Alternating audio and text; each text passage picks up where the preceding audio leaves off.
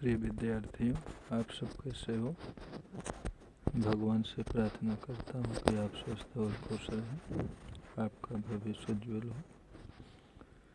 बच्चों, आज जो है महापुरुषों के बारे में निबंध बताना है। तो पुरुष तो सभी हैं, महापुरुष तो नेताजी सुभाष चंद्र बोस विषय पर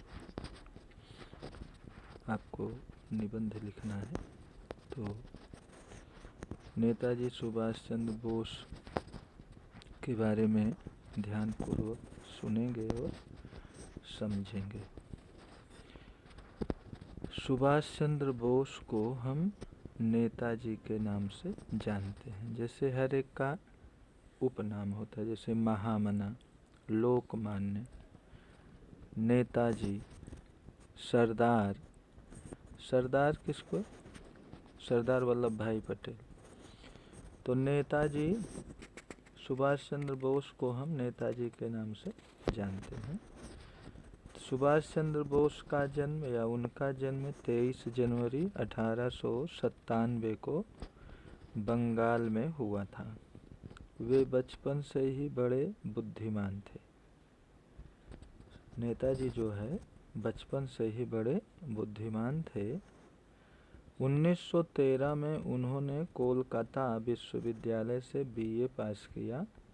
फिर इंग्लैंड जाकर उन्होंने आईसीएस की कठिन परीक्षा पास की।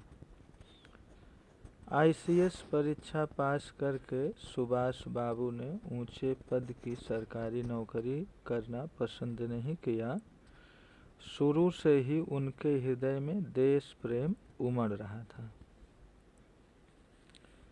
शुरू से, प्रारंभ से ही नेताजी के हृदय में, नेताजी के प्रेम में देश के प्रति लगाव था, देश के प्रति प्रेम था।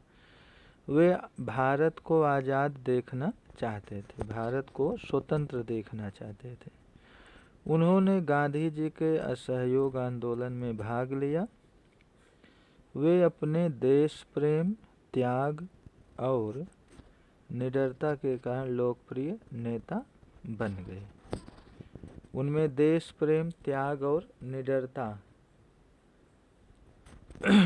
थी। देश के लिए वे कई बार जेल भी गए।